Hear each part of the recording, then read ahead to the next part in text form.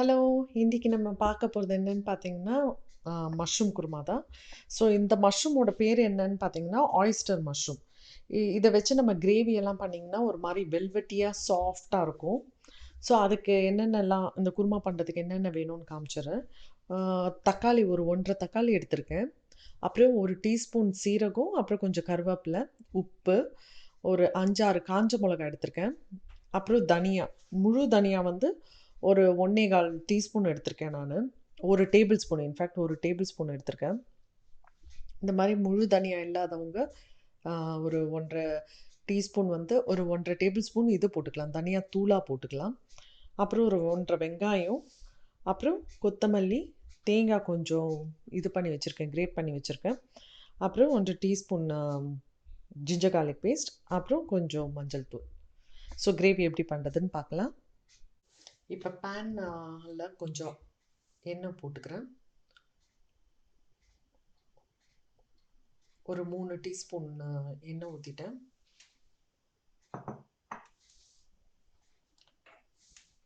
இந்த எண்ணெய் காஞ்சோடனே சீரகமும் கருவேப்பிலையும் போட்டுடலாம்.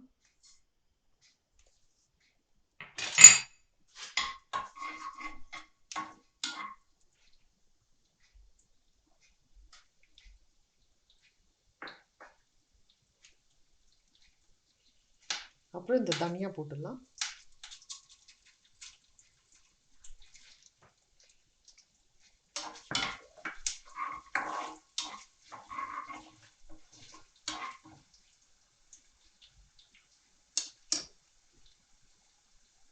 இப்போ எடுத்து வச்சிருக்க காஞ்ச மிளகா,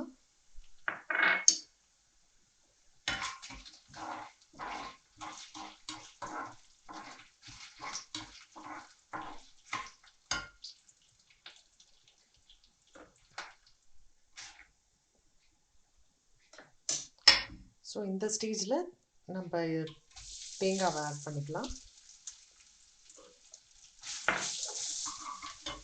அப்புறம் இந்த மஞ்சள் தூள் எடுத்து வச்சுருக்கோம் இல்லைங்களா, அதையும் ஆட் பண்ணிக்கலாம். நல்ல மணமாக இருக்குது. இந்த தனியா, கருவேப்பிலை, காஞ்ச மிளகாலாம் நல்லா ஃப்ரை ஆகுது எண்ணெயில். ஸோ நல்ல வாசனை. இது வந்து ஒரு மீடியம் ஃப்ளேம்லே குக் பண்ணுங்க, இல்லைன்னா தீஞ்சு போயிடும் தேங்காய்.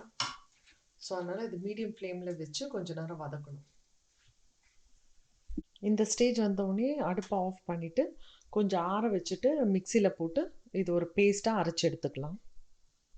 இப்போ வதங்கினதெல்லாம் ஆறுற வரைக்கும் நம்ம அதுக்குள்ளே இந்த கிரேவி ரெடி பண்ணிடலாம். இப்போ ஒரு 2 டீஸ்பூன் ஆயில் போடுறேன்.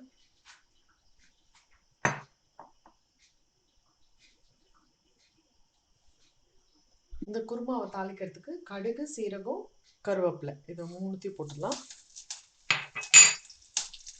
இப்போ இந்த நறுக்கி வச்சு இந்த சின்ன வெங்காயத்தையும் போட்டுடலாம்.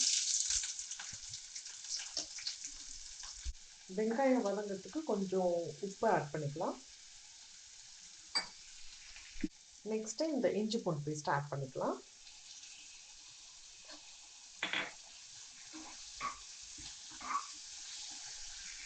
ஸோ இஞ்சி பூண்டு பச்சை வாசனை போயிடுச்சு. ஸோ இப்போ நான் வந்து இந்த தக்காளி ஆட் பண்ணிடுறேன்.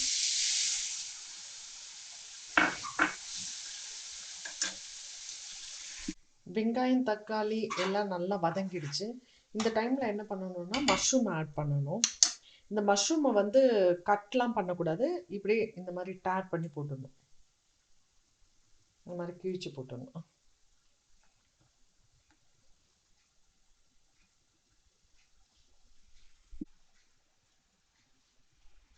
இதுக்கு தண்ணி ஊற்ற வேண்டாம், இதுவே கொஞ்சம் தண்ணி விடும்.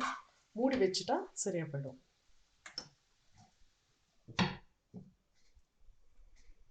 இந்த மஷ்ரூம் வந்து நல்லா அந்த வெங்காயம், தக்காளி எல்லாம் போட்ட இதில் வந்து நல்லா குக் ஆகிட்டுருக்கு. இப்போ வந்து நம்ம அரைக்க எடுத்துகிட்டு போகணும் பார்த்தீங்கன்னா, அதை அரைச்சி எடுத்துகிட்டு வந்து இதை ஊற்றிட போகிறேன். இந்த அரைச்ச கிரேவி இதில் ஊற்றிடலாம். ஸோ இந்த கிரேவிக்கு தேவையான உப்பு போட்டுக்கலாம்.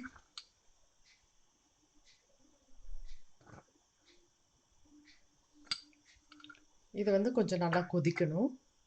இந்த மஷ்ரூம் குருமா டேஸ்ட்டு பார்த்தீங்கன்னா மட்டன் குருமா டேஸ்ட் அளவுக்கு நல்லாயிருக்கும். இப்போ நான் கொஞ்சம் கொத்தமல்லி போட்டு மூடி வச்சிடுறேன். அது நல்லா கொதி வரட்டும்.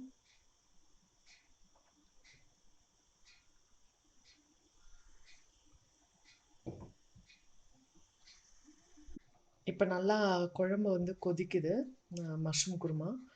இது வந்து நம்ம ஊற்றின எண்ணெய்லாம் வந்து வெளியில் வரணும். ஸோ அந்தளவு கொஞ்சம் கொதிக்க விட்டுட்டு கொத்தமல்லி போட்டு ஆஃப் பண்ணிடலாம். ஸோ இது நல்லா கொதி வந்துடுச்சு. நான் கொத்தமல்லி போட்டு இறக்கிடுறேன்.